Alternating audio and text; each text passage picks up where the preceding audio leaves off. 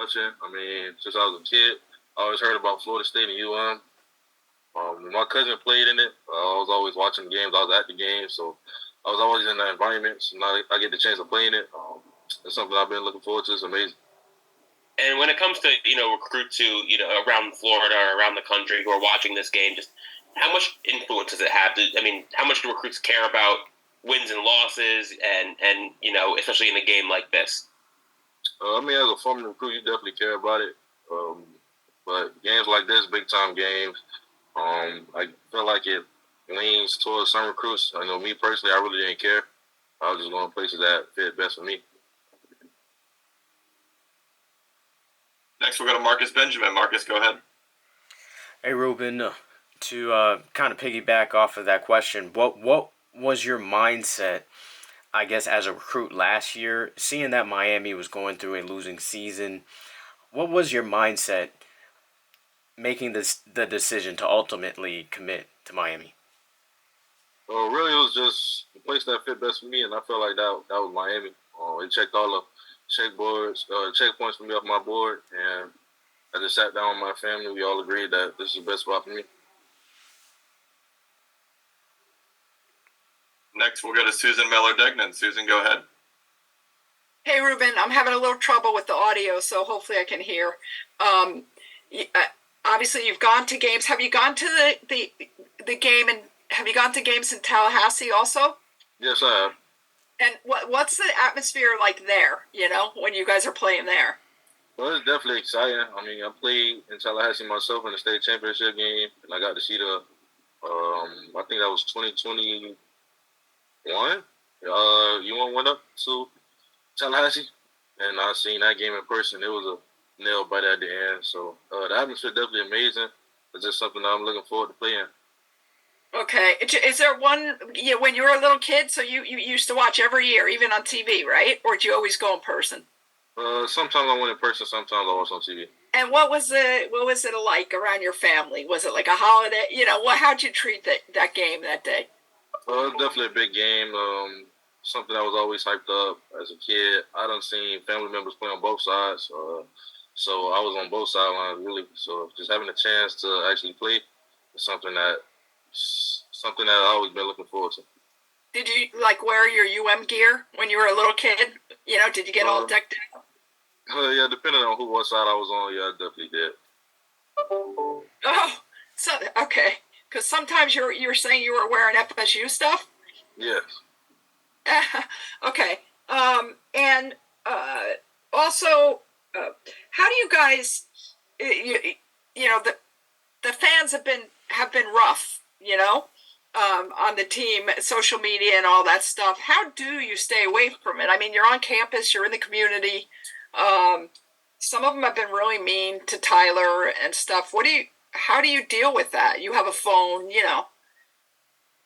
Well, number one thing me personally, I stay up on social media. I'm not too big on that, especially looking at myself or something like that. But really with Tyler, we just love him up. We always support him, no matter what people say. That's our quarterback. We always gonna stick beside him. And he's another brother on the team, so we always gonna love him up, show him love, support him, and just keep him on the same mindset that the defense on. Just head in the next week, and that's all we can do. That's all we're gonna do. And when the offense is struggling, do you guys as a defense kind of, I don't know, does that send you into another gear or whatever to up your game? How do you take that? No, we approach every week the same, every play the same, really. We're just looking forward to 3 and outs and getting the ball back to the offense. And we got to do that all game. We have no problem doing it. It's something that the coaches instilled in us, and we practice it all day, all the time. So when they're struggling, we just tell them that we got their back, and we just play regular football. All right, and Carter, before you cut me off, do you know a lot of guys on that FSU team? Are there any you're really close with? Can you tell me? There's quite a few that I know. Some I may grow up with. I know Maurice. He played at Central, and yeah. Did you go back and forth this week a little, or did you have fun talking? No, just playing football really, and just looking up to the game. I'm not too much on the trash talking and stuff like that, so we haven't really spoke. Okay, thank you. You're welcome. Go to Matt Shodell. Matt, go ahead. Hey, Rueben. I wanted to ask you, without giving away any secrets, what do you think it is that makes Lance Guidry's defensive scheme so hard for teams to figure out? Because obviously, this is a really top FSU offense, and you guys have to have some answers. So is it just doing a myriad of different things? And if it is, then was that hard for you to figure out the defense when you first came in because you've acclimated so well? Or is it just the way he does things is just hard to predict?